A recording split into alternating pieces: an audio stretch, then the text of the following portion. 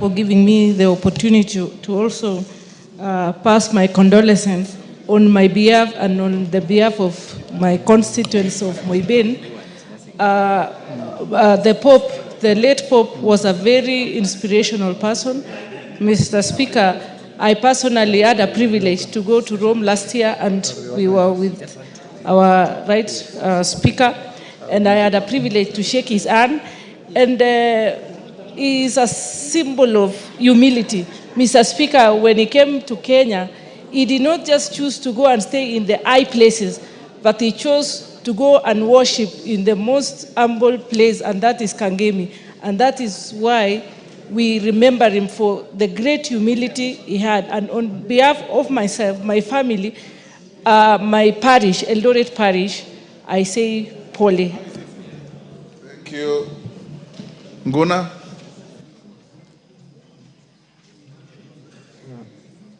Thank you, Mr. Speaker. Mr. Speaker, I would like to join our colleagues and also the Catholics across the world to convey my deepest sympathy to the entire Catholic Church, the family and friends of Pope Francis.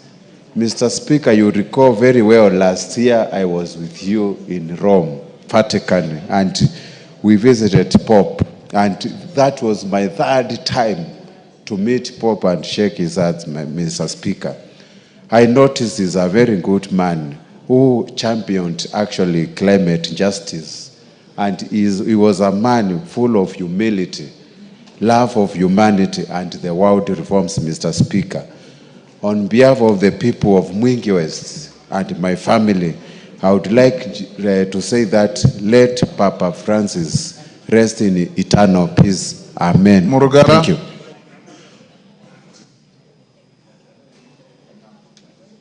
Thank you. Thank you very much, Mr. Speaker. Mr. Speaker, I'm not a Catholic, but the Catholic Church, actually it's called the Holy Roman Catholic Church, is quite close to my heart because of the good deeds this church continues to do, not just in Kenya, but everywhere in the world. And this is a very solemn occasion when we have to mourn the passing on of the leader of the church, His Holiness the Pope. Mr. Speaker, Pope Francis will be remembered for his humility, his love for the poor, and the justice to everybody. And most importantly, is the way he went around doing his work, and especially when he visited the country. We were privileged and honored because it is not usual to have the Pope here. I remember him for the last thing he did for this country and for our people from the greater region of Meru, Tharaka Nithi and Meru counties, because our bishop has just retired or is about to retire, and he appointed another gentleman who actually shares a name with me, Father Jackson Murugara, to become the bishop of the Diocese of Meru. Another great gentleman who is very humble, is very a humble person who actually carries himself just in the character of Father Pope Francis. May the soul of this great man rest in everlasting peace. Martin. Thank you, Mr. Speaker. On behalf of Ndewa community, and most of them Catholics, and on my behalf and family, Mr. Speaker, one thing I admire the Pope, and I want to say, the power of humility and service.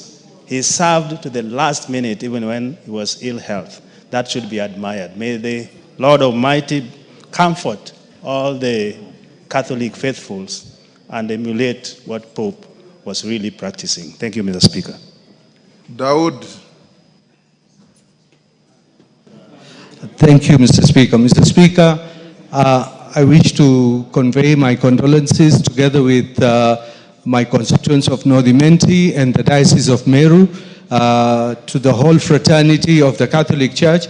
Mr. Speaker, the Catholic Church, we have, from my parents, we have dealt with the Catholic Church for over 70 years in Meru County and the larger Meru County, the Tharaka Nithi as well. So I wish to give my condolences.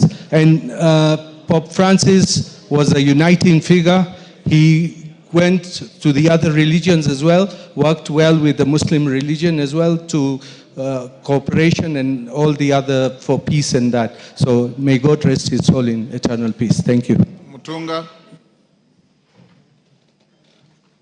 Thank you, Honorable Speaker. Honorable Speaker, on my own behalf and on behalf of the people of Tigania West, I stand to eulogize with all the Catholic fraternity, Honorable Speaker, for the loss of the hand of the church. Honorable Speaker, I have friends in the Catholic Church. I may not be a Catholic, but I have friends like the newly inaugurated Daokesan Bishop Murugara. Honorable Speaker, also we have Father Kinoti, Father Clement, and others, Father Machali, and so on, who are really good in their work and doing a great job to develop this country. Honorable Speaker, Father, the Holy Pope was integrative. He was not only integrative, he was a humble person. His humility spread across. When he visited Kenya, he did not just sit with the Catholics. He sat with all denominations. And he was able to integrate, to show that when it comes to matters going to heaven, it takes everyone. The root doesn't matter. What matters is being right with God. Honorable Speaker, on behalf of my people, I do eulogize with the Catholics and pray that his soul rests in eternal peace. Thank you. Pasaris. Thank you, Mr. Speaker, for giving me an opportunity to convey my deep sorrow and profound gratitude as I join the faithfuls around the world in mourning the passing of Pope Francis, a shepherd who led with humility, courage, and boundless love. Pope Francis showed us that faith and conscience are not at odds, but together are a path to authentic discipleship. He reminded us that the heart of the gospel is mercy, justice, and dignity of every person. As someone who believes that conscience is sacred and that love must always be our guide, I found Pope Francis to be a true reflection of Christ's compassion. Today we give thanks to the Almighty for his life, his teaching, and his witness. May his soul rest in eternal embrace of the God we serve so faithfully.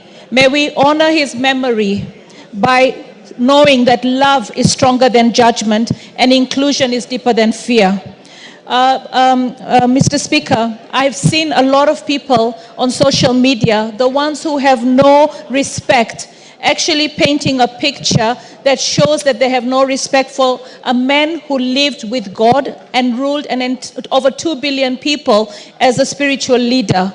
By putting Raila's image and putting Raila in pop clothes, I think that is so disrespectful. I want to tell our Gen Zs out there are those of you who stand for certain values, and we respect you for your values, but do not allow those values to be undermined by those that have no respect.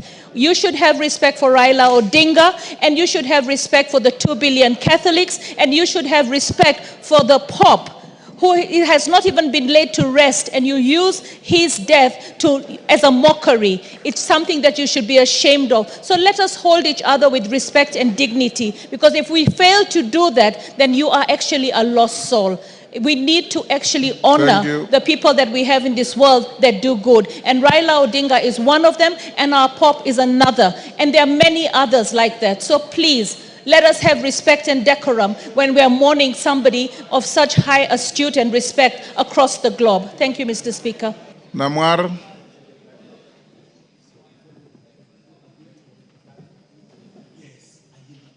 Thank you, Speaker.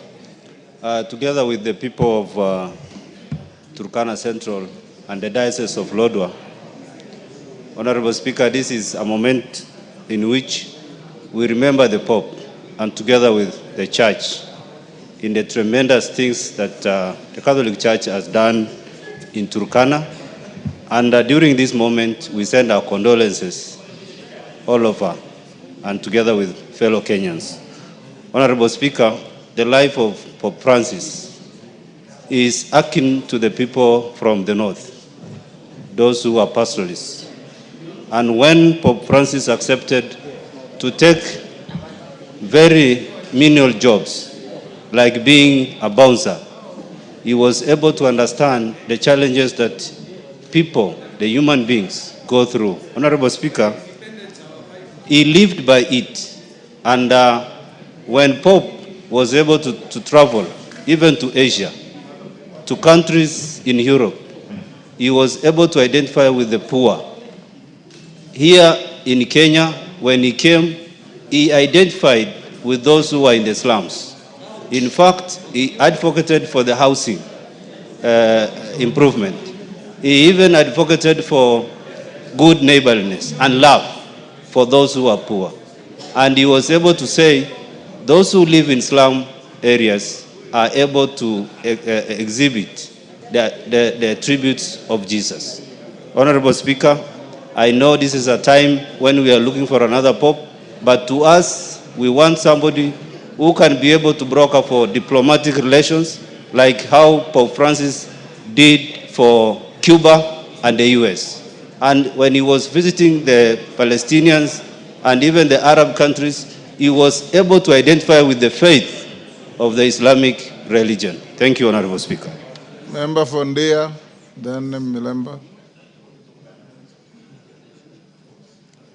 Ndia, GK.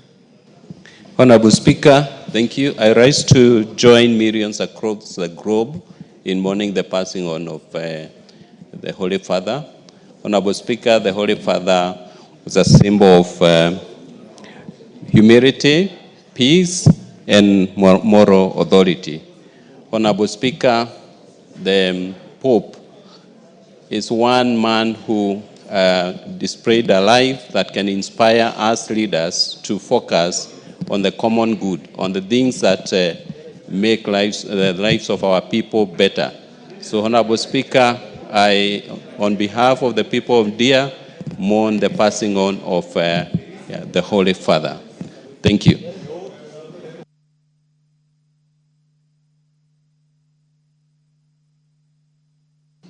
Thank you, Honorable Speaker, for this chance. Let me take this opportunity to join the rest of ourselves and yourself to actually stand with all the Christians around the world, especially the Catholics, and say Paul for the loss of Pope Francis. The Catholic Church has been very, very great, and being the first church, it has had a lot of contribution to the world. The Catholic Church is the one that used to actually distribute kings in Europe, and it was actually the overall authority in Europe until when they did agree that it reduces itself to the Vatican, where the Pope now stands as the center of the Catholic Church. Otherwise, the Catholic Church has had a lot of influence, not just in religion, but also in the politics of the world and in Europe. In Kenya here, the Catholic Church has been very great in coming early to establish some of the first schools in this